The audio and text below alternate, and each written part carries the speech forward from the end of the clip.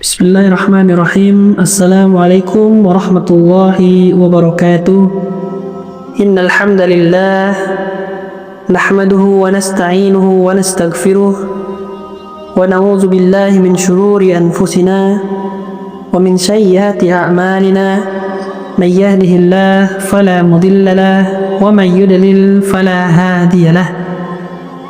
Wa asyhadu an la ilaha illallah wahdahu la syarika lahu wa asyhadu anna Muhammadan abduhu wa rasuluh alladzi la nabiyya ba'dah.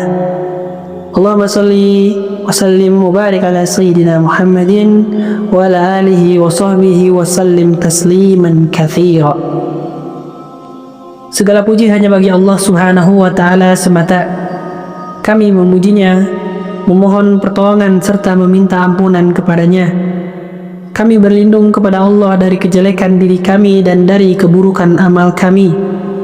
Barang siapa diberi hidayah oleh Allah, niscaya tiada seorang pun yang dapat menyesatkannya. Dan barang siapa yang disesatkan oleh Allah, niscaya tiada baginya seorang penolong dan pemberi bimbingan. Aku bersaksi bahwa tiada Tuhan yang berhak disembah selain Allah semata, tiada sekutu baginya. Dan aku bersaksi bahwa Muhammad sallallahu alaihi wasallam adalah hamba dan utusannya. Salawat dan salam yang berlimpah semoga tercurah kepada beliau, keluarga, dan para sahabatnya. Ma'asyiral muslimin, sahabat Ismail Attaqi rahimakumullah. Fatimah ibn Qais meriwayatkan dalam satu kesempatan usai menunaikan sholat berjamaah, Rasulullah Shallallahu Alaihi Wasallam naik mimbar seraya tertawa kecil. Terdengar dari kedua bibirnya ucapan, kepada semua yang baru saja menunaikan sholat, tetaplah berada di tempat. Setelah semua sahabat duduk tenang, beliau kemudian mengawali pembicaraannya. Apakah kalian tahu mengapa aku kumpulkan kalian? Mereka menjawab, Allah dan Rasulnya tentu lebih mengetahui. Kemudian Rasulullah melanjutkan, demi Allah, aku tidak mengumpulkan kalian untuk sebuah kabar yang menyenangkan atau yang menakutkan. Namun aku kumpulkan kalian karena Tamim Ad-Dari yang dulunya adalah seorang Nasrani, kemudian dia datang berbaiat dan masuk Islam. Selain itu, dia juga menyampaikan sebuah cerita yang sesuai dengan apa yang aku ingin ceritakan tentang Dajjal. Teman-teman Ismail Attaqi, sekedar informasi tambahan, Tamim Ad-Dari adalah seorang warga Nasrani Palestina yang pernah berjumpa Dajjal dalam salah satu perjalanannya ke Jazirah Arab. Sepulangnya ke rumah, Tamim Ad-Dari berhijrah ke Madinah dan masuk Islam. Setelah berada di Madinah, dia menceritakan kejadian yang dialaminya kepada Rasulullah SAW. Mendapat kabar tersebut, beliau lantas mengumpulkan para sahabat dan menyampaikannya kepada mereka. Dengan demikian, tak perlu diragukan lagi bahwa kisah ini benar dan sahih. Jika tidak, tentu Rasulullah tidak akan menyampaikannya kepada para sahabat. Sebab Allah pun tidak ridho jika Rasulnya menyebarkan berita bohong. Di samping itu, tidak ada celah sedikit pun bagi Tamim Ad-Dari untuk berbohong di hadapan Rasulullah SAW.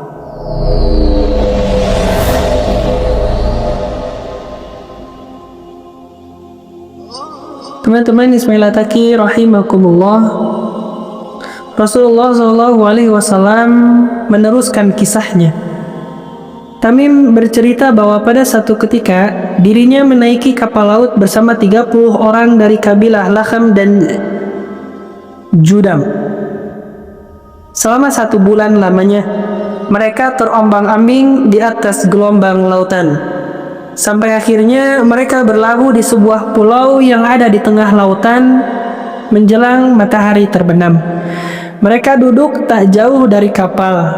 Beberapa waktu kemudian mereka masuk ke dalam pulau dan menjumpai sebuah hewan yang berbulu lebat.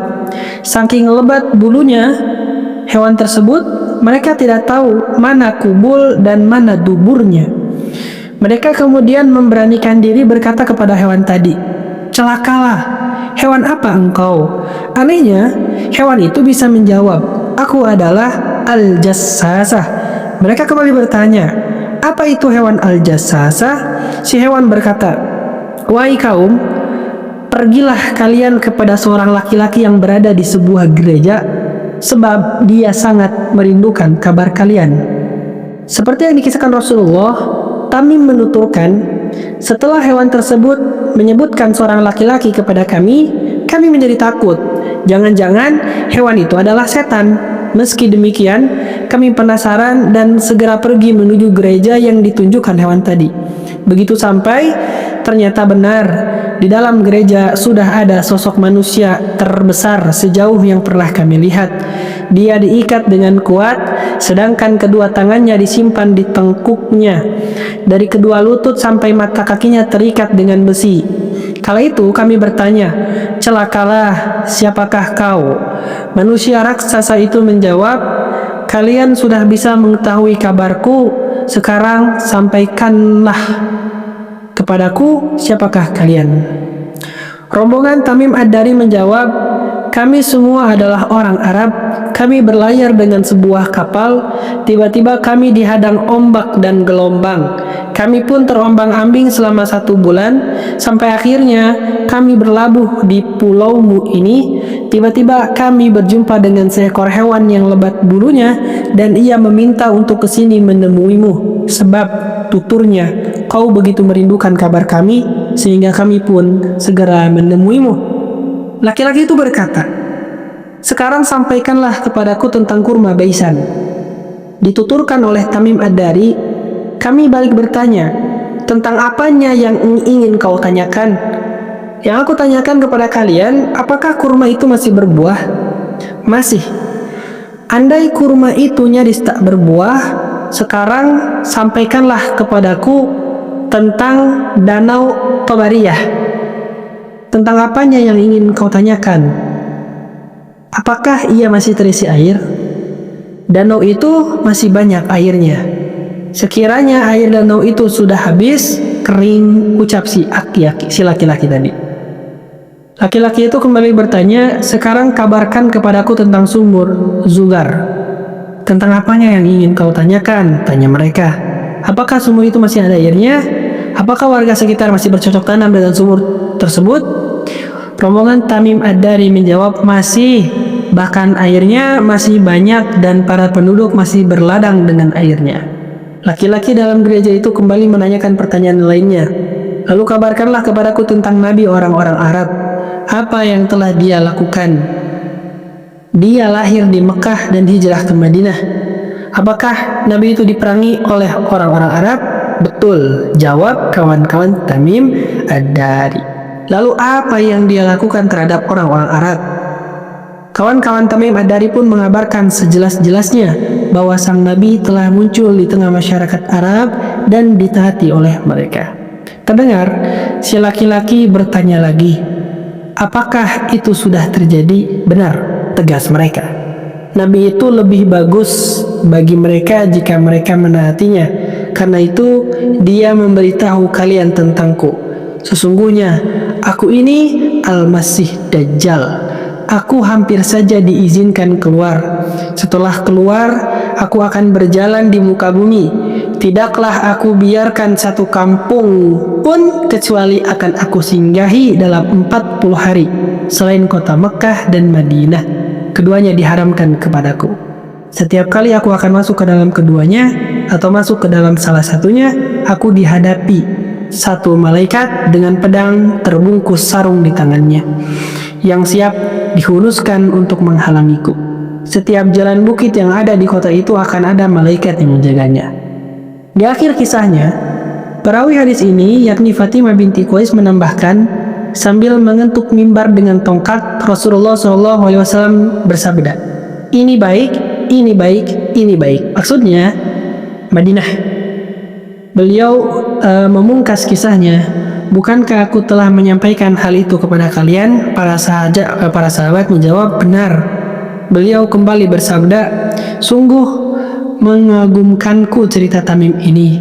Ceritanya sesuai dengan yang ingin aku sampaikan kepada kalian tentang Dajjal, Mekah dan Madinah. Ingatlah, Dajjal itu berada di Laut Syam atau di Laut Yaman. Ia datang dari arah timur. Dari arah timur dari timur. Beliau mengatakan demikian sambil memberi isyarat ke arah timur. Terakhir, Fatimah binti Qais berkomentar, ini yang aku hafal dari Rasulullah Shallallahu Alaihi Wasallam. Demikianlah kisah yang disarikan dari hadis riwayat Muslim dan sahihnya, tepatnya di dalam kitab Al-Fitan wa Asyrat As-Sa'ah. Semoga kita mendapatkan pelajaran dan manfaat daripada kisah-kisah. Klik tombol subscribe, like, dan jangan lupa kepada teman-teman semua, kepada lebih banyak orang supaya lebih banyak lagi yang mendapatkan manfaatnya. Barakallah. Assalamualaikum warahmatullahi wabarakatuh.